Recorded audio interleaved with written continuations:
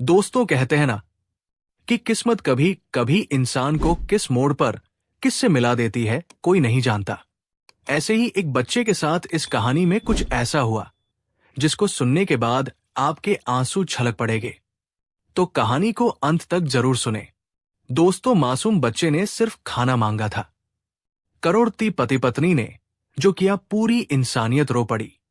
फिर जो हुआ वो आज के समाज की सच्चाई है और समाज के लिए एक आईना भी। दोस्तों, ये सच्ची कहानी गुजरात के सूरत शहर की है, जहां एक समृद्ध कॉलोनी में रमेश भाई और उनकी पत्नी सुमन रहते थे।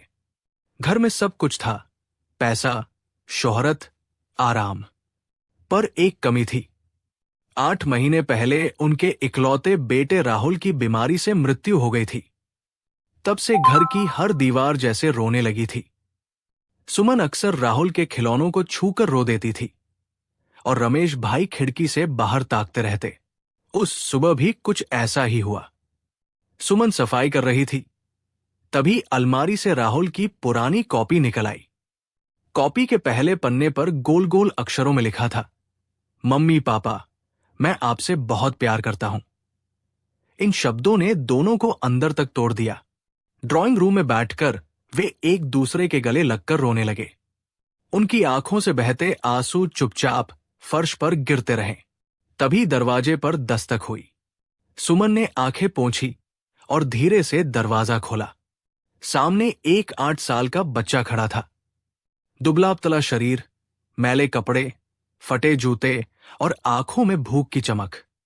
उसने हाथ जोड़ते हुए कहा, आंटी, मुझे खाने के लिए दे दीजिए। अगर आपके यहां कोई काम हो तो मैं कर दूंगा। बदले में आप मुझे भरपेट खाना दे दीजिए। सुमन कुछ पल उसे देखती रह गई। उसकी मासूमियत और बातों की गरिमा ने दिल को छू लिया। उसने तुरंत कहा, अंदर आ जाओ बेटा। बच्चा हिचकिचाया और बोला, पहले काम बताइए, फिर खाना खाऊंगा। सुमन की आंखें भर आई। पहले खाना, फिर काम देखेंगे। रसोई से सुमन गरम गरम रोटी और सब्जी लेकर आई। बच्चा शांति से बैठकर खाने लगा। रमेश भाई दूर से ये सब देख रहे थे, हर कौर के साथ जैसे उनके अपने बेटे की याद ताजा हो रही थी। खाना खत्म होने के बाद बच्चा बोला, आंटी, अब बताइए क्या काम करना है? बर्तन धो दूं? पौधों में पानी डाल दूं? सुमन ने नरमी से पूछा, बेटा, नाम क्या है? कहां से आए हो? बच्चा धीमे स्वर में बोला, मेरा नाम अर्जुन है। मैं सूरत के पास एक छोटे गांव से हूं। पहले मम्मी पापा के साथ था। वे मजदूरी करते थे, लेकिन एक हादसे में दोनों चल बसे। चाचा चाची ने मुझे रखा, मगर वहां हर वक्त डांट और मार पड़ती थी। पढ़ाई भी बंद कर दी गई। मुझे लगा अगर काम करके ही खाना मिलेगा तो क्यों न किसी और घर में काम करूं, पर कम से कम मार तो नहीं पड़ेगी। उसकी मासूम आंखों में दर्द साफ झलक रहा था। सुमन और रमेश भाई एक दूसरे को देखने लगे। दोनों के मन में एक ही ख्याल उठ रहा था, शायद किस्मत ने हमें जवाब भेजा है। तभी अर्जुन बोला, आंटी, आज के बाद भी मैं यहां आ सकता हूं? काम कर दूंगा, बदले में खाना खा लूंगा।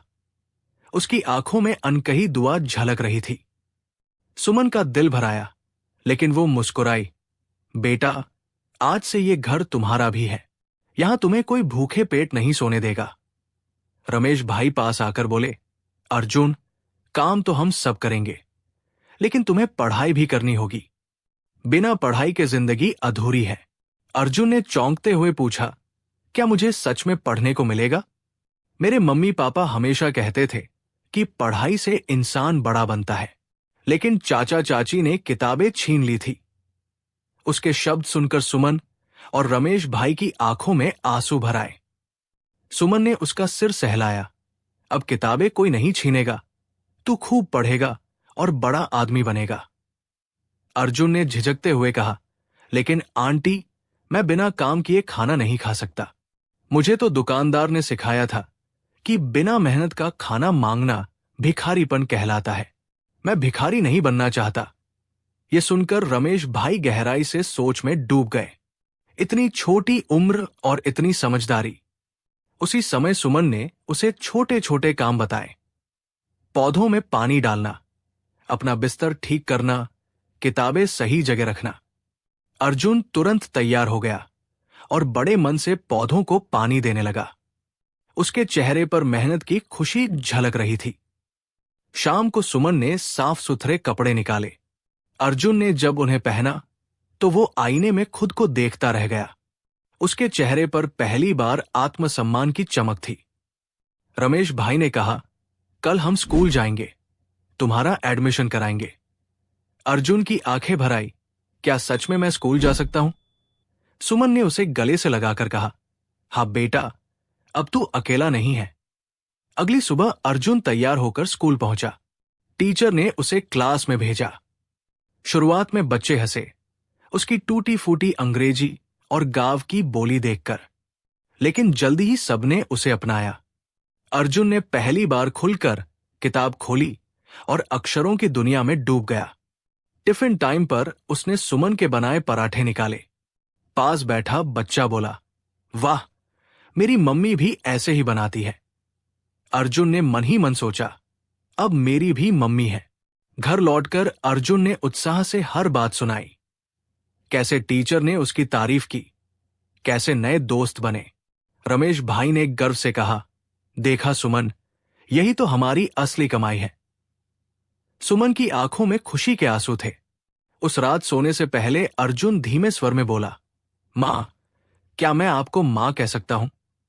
सुमन ने कांपती आवाज में कहा, बेटा, अब तू हमें मां बाप ही कहेगा। यही हमारा सबसे बड़ा सम्मान है। लेकिन अर्जुन की जिंदगी की ये नई शुरुआत भी चुनौतियों से खाली नहीं थी।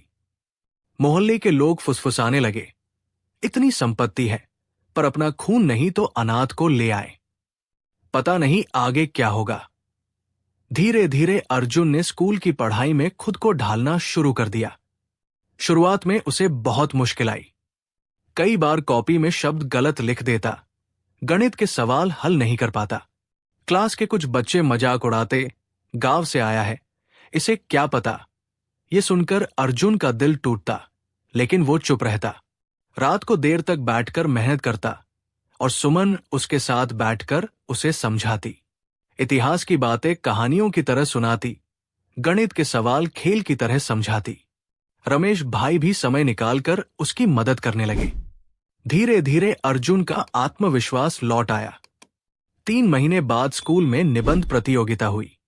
विषय था मेरे माता पिता। अर्जुन ने पूरे दिल से लिखा, भगवान ने मुझे 2 बार माता पिता दिए। पहले जिन्होंने मुझे जन्म दिया और दूसरे जिन्होंने मुझे जीवन दिया। मुझे भूखे पेट से बचाया, पढ़ाई दी और मुझे सिखाया कि मेहनत से जीना ही असली जीवन है। जब उसका निबंध चुना गया और उसे स्टेज पर बुलाकर इनाम दिया गया तो पूरे स्कूल ने तालियां बजाईं। सुमन और रमेश भाई की आंखों से खुशी के आंसू बह निकले। शाम को अर्जुन इनाम लेकर घर लौटा। उसने ट्रॉफी सीधे अपनी मां बाप के पैरों में रख दी और बोला, ये मेरी नहीं, आपकी जीत है। आपने मुझे फिर से जीना सिखाया। सुमन ने उसे सीने से लगा लिया। रमेश भाई के चेहरे पर गर्व झलक रहा था। उस दिन घर में लंबे समय बाद हंसी और खुशी की गूंज थी। लेकिन मोहल्ले के कुछ लोग अब भी फुसफुसाते। कोई कहता, देखना, बड़ा होकर ये बच्चा पलट जाएगा। कोई कहता, खून का रिश्ता अलग होता है, ये कब तक निभाएगा।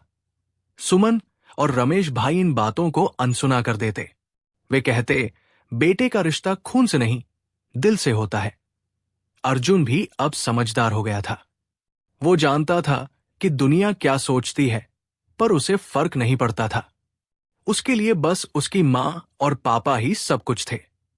समय के साथ अर्जुन की मेहनत रंग लाने लगी। खेलों में भी उसने नाम कमाया। स्पोर्ट्स डे पर जब उसने दौड़ में पहला स्थान पाया तो मन से उतरते ही सीधा सुमन और रमेश भाई के पास गया और मेडल उनके गले में डाल दिया।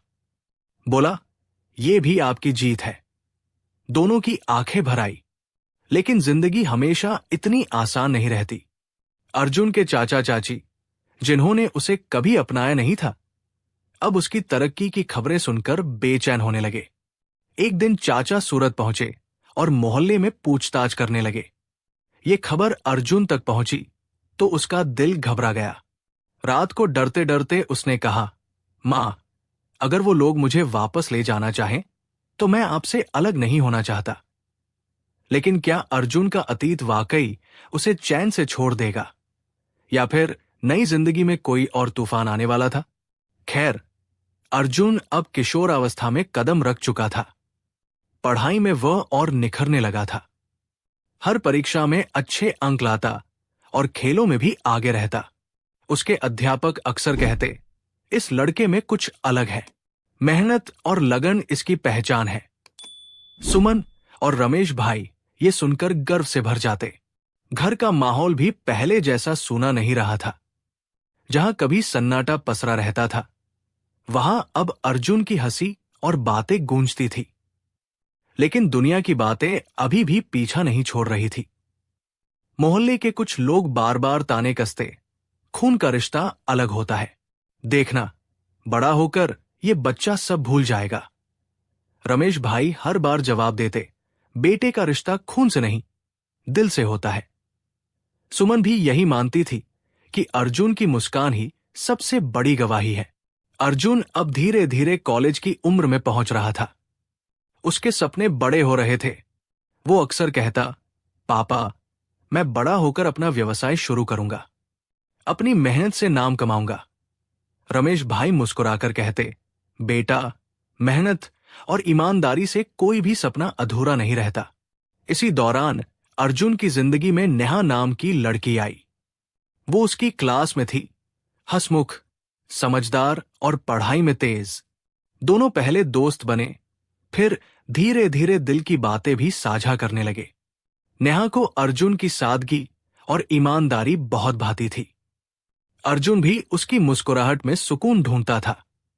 समय के साथ दोनों की दोस्ती गहरे रिश्ते में बदलने लगी।